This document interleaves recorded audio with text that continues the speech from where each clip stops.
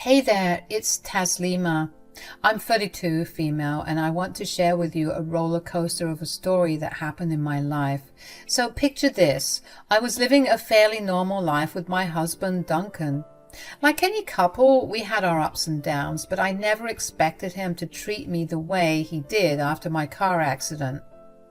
It all started on that fateful day when I got into a terrible accident because some idiot on the road was too busy texting instead of paying attention. I don't even want to think about how my life took a 180-degree turn after that moment. I was left immobilized and the doctors gave me a slim chance of ever regaining full functionality in my legs.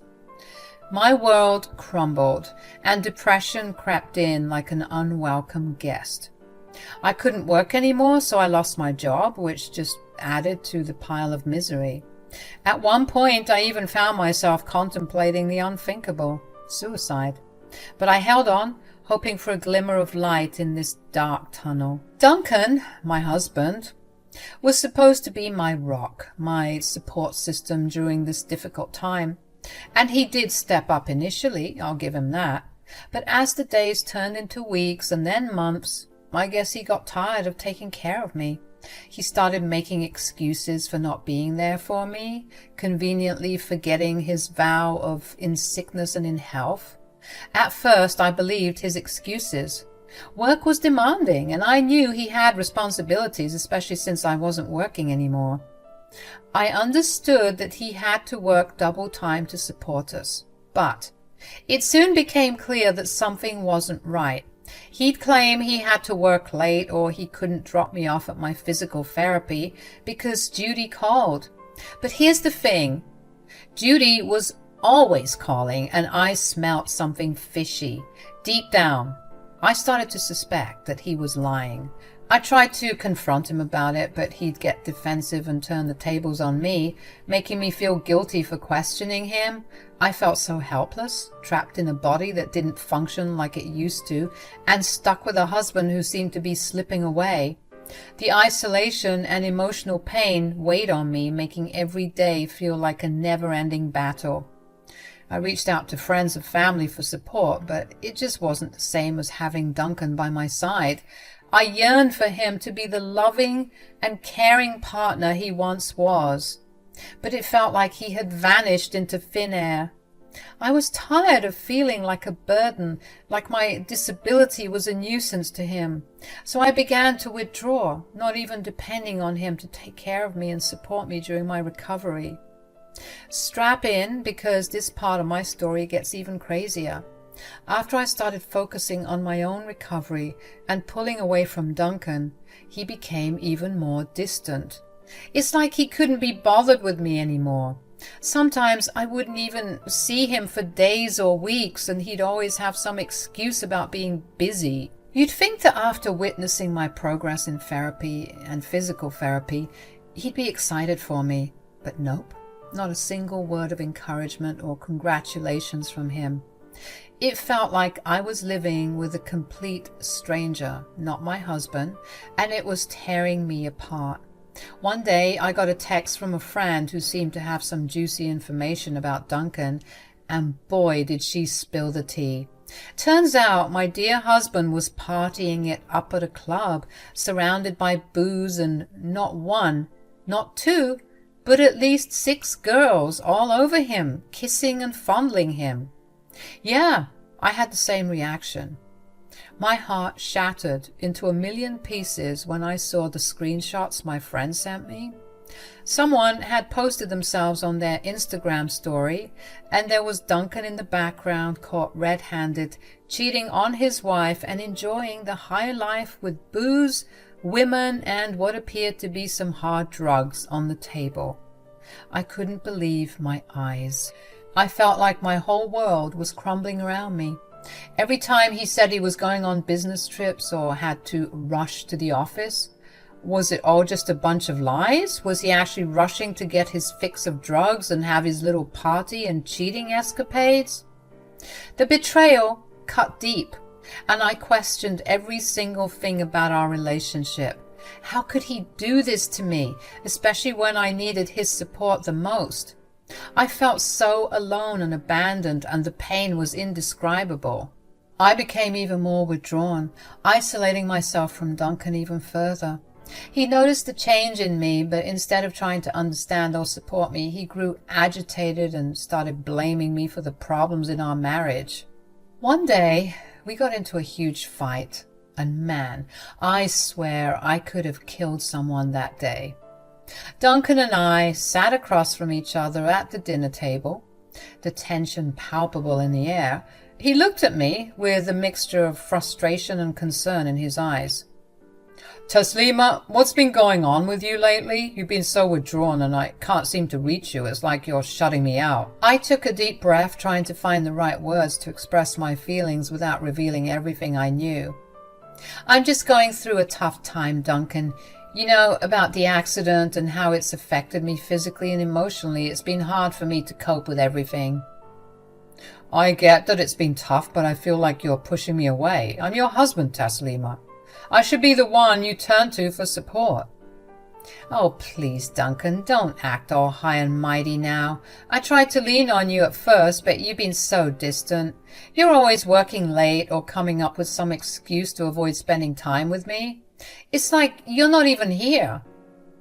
"Tazzy, that's not fair. You know I have a demanding job. You know that. I have to work long hours to provide for us." "Demanding job, my ass." "Excuse me?" "You heard me. Something tells me that maybe you haven't been completely honest about how you're spending your time away from me, Duncan." "What are you trying to say, Taslima?" "I think you know exactly what I'm trying to say. Do you have anything you want to tell me?" "Look, Taslima, I get it. You're upset because your legs don't work anymore. I can't imagine how tough this is for you. But this is tough for me too." "Nice." "I didn't sign up for this, okay? I didn't expect our life to be like this. I thought things would be different." "None of us expected this, Duncan. Life threw us a curveball, and I'm trying my best to deal with it. But it's hard when I feel like I don't have my partner by my side. It's hard when you're always out doing God knows what." "Working, okay? I'm working." "Yeah, I bet you are. I bet you're just grinding and hustling 24/7. Thank you, Duncan, for your incessant hard work." Duncan looked taken aback by my words, and I could see the guilt flicker in his eyes. He knew that he hadn't been there for me when I needed him the most. "I didn't realize it was affecting you this much. I thought you were getting better." "I am getting better. Not that you're ever around to notice." He, for whatever reason, started looking guilty, but I couldn't care less about his feelings anymore. All I could think about was how I had been lied to and deceived by the person who was supposed to love and care for me. I wanted revenge to make him feel the pain and betrayal he had caused me, but I knew that I had to bide my time, to wait for the right moment to strike. I couldn't risk confronting him without a plan in place. So I continued to play my part, pretending that I didn't know what he was doing, while I plotted my revenge and escape. I reached out to friends and family for support, and they became my lifeline during those dark days. I knew that I had to find a way out of this toxic marriage, no matter how difficult it would be. I deserved better than a loveless relationship with a cheating husband. As the days went by, I kept waiting for the right moment to get back at Duncan. I was so fed up with how he treated me after my accident, and I wanted to make him regret it big time. With him hardly ever around, I had plenty of time to snoop around and find a way to get back at him and show him what he did to me was not okay. One day, while he was at work, I decided to dig into his home office files. And there it was, his upcoming business proposal. He had put so much effort into it, and it looked like a surefire way for him to score a promotion or a fat bonus at the very least.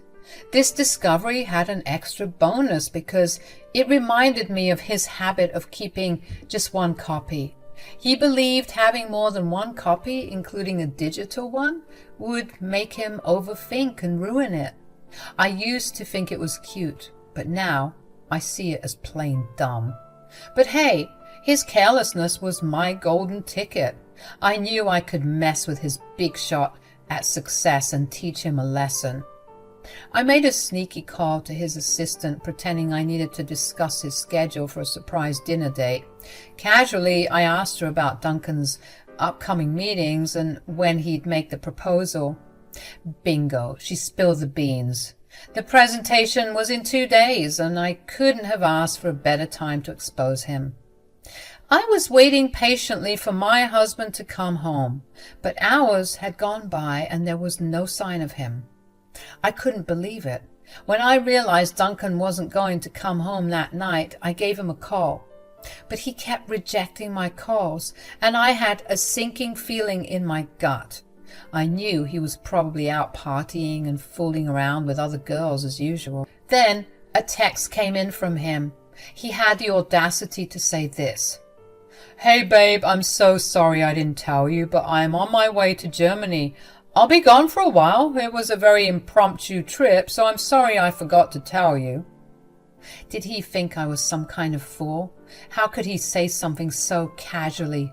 More importantly, how could he just drop that bomb on me and expect everything to be okay? In a pathetic attempt to make up for his lack of communication, he then texted, "What do you want me to get you from Germany?" Ugh, how dare he try to act like everything was normal after what he did. Fuming with anger, I knew he was lying about his whereabouts. How do I know, you may ask? Well, when I snooped around earlier, I saw his passport lying in his home office. He couldn't even bother to hide it properly. What an idiot. Without hesitation, I texted him back. I was done with games. This was the last straw. "Don't even bother lying to me. I know you're not in Germany. Your passport is right here at home in your office, so stop with the games." Feeling the need to hit him with undeniable proof, I sent him a picture of his passport sitting on his desk. I wanted him to know that I wasn't falling for his lies anymore. His responses were all over the place. He kept typing and then deleting his messages, clearly trying to come up with more lies, but I wasn't having any of it. "You can't just treat me like garbage and then pretend like nothing happened. It's not fair and it's not going to work anymore. I know everything. I know about the cheating, the drugs, and the partying." But instead of facing the music, he just continued to avoid the truth. It was clear that he didn't have the guts to own up to what he did. I felt a mix of emotions, anger, hurt, and disappointment. How could I have ever loved a man who could do this to me? I deserved better than this, and I wasn't going to let him get away with it anymore. I was seething with anger, and I knew I had to take things up a notch. My initial plan of sabotaging his work papers felt too mild now. I wanted to hit him where it really hurt the most. I wanted everything to be ruined. I called my closest friends and told them I needed their help with my revenge plan. They were more than eager to assist me after everything I had been through with Duncan. One of my friends, who happened to be a lawyer, agreed to send over some divorce papers. It was time to show Duncan that I wasn't going to be his doormat anymore. With everything in place, my friends and I set our plan in motion. I began packing up my belongings, preparing to leave that house that once held so much love and happiness, but now only held painful memories. As I packed, a mix of emotions overwhelmed me. I was sad to be leaving behind the life I once knew, but at the same time I felt a sense of empowerment and freedom. I was finally taking control of my life. Before leaving, I decided to give Duncan a taste of his own medicine. I turned on all the taps in the house, leaving them running so that the house would flood by the morning. It was a symbolic act, a representation of how he had let our relationship drown in lies and betrayal. I wanted him to see the mess he had created, just like he had left me to deal with the mess he caused in my life. As I was driven away from that house, I couldn't help but look back one last time. The sight of it filled me with mixed emotions. It was a place that had once been my sanctuary, but now it represented heartache and deception. Oh boy, let's talk about the aftermath of my revenge plan. After I left that flooded house, I decided I didn't want anything to do with Duncan anymore. He kept calling me, sending me texts left and right saying how sorry he was and all that jazz, but I was done with his lies and excuses. I texted him back telling him to brace himself for the divorce papers that were on their way to the mailbox since the house was flooded. It was time for him to face the consequences of his actions, and then, without giving him a chance to reply, I blocked his number. A few days passed and he still couldn't get through to me, so he tried reaching out to my friends, hoping they'd talk some sense into me, I guess. But they had my back all the way. They told me he was fuming when he found the house all flooded and his precious work ruined. Remember that brilliant proposal he made? Yeah, that one got drenched too. Ha! Talk about karma biting him in the butt. He realized there wasn't enough time to whip up a new proposal and he was panicking like crazy. His bosses were probably ready to skin him alive, and on top of that, he had to deal with the fact that I was getting ready to divorce him. What a headache for him. My friends and I had a good laugh about it. I mean, it was a bit evil, but come on, he had it coming.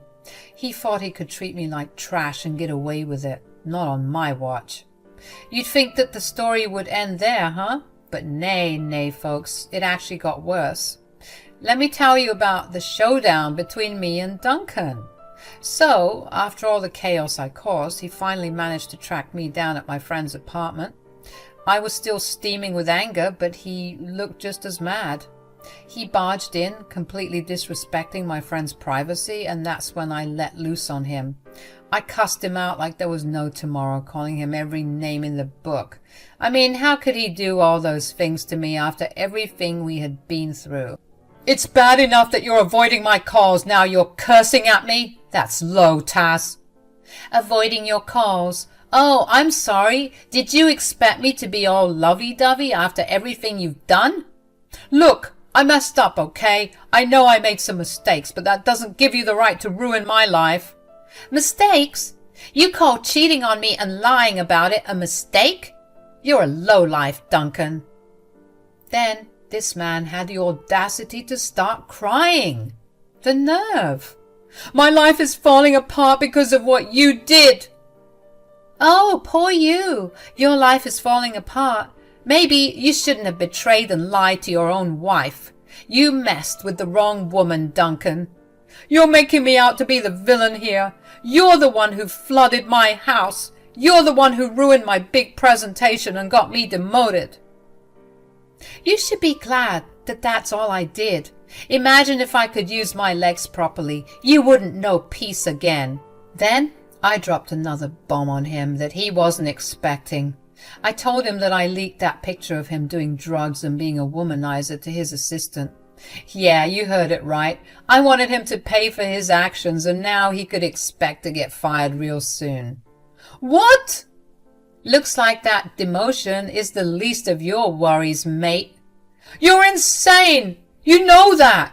Maybe, but that's why you shouldn't have messed with me. Duncan was a mess, I tell you. It was actually very embarrassing to witness. He kept crying and shouting, and I could see the total despair in his face. And let me tell you, I was glad. I told him he should be grateful that I didn't burn the whole house down with all his precious work. Ha, that would have been a real disaster for him. At that point, I was so done with him, I couldn't stand the sight of him anymore. So I looked him dead in the eye and said, I never want to see you again. Get the hell out before we call the cops. And you know what?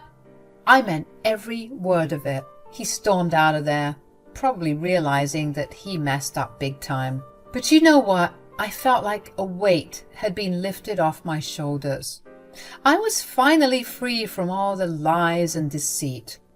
From that day on, I focused on rebuilding my life, and I never looked back. I surrounded myself with friends who truly cared about me, and I found a new sense of purpose and happiness. Sure, it wasn't easy, and there were still days when I felt angry and hurt, but I knew I was stronger than ever, and I would never let anyone treat me like that again. So, that's how my story goes. I went through hell and back, but I came out on top. And you know what?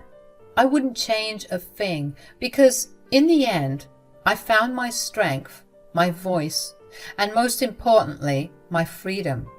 And that, my friend, is a victory worth celebrating.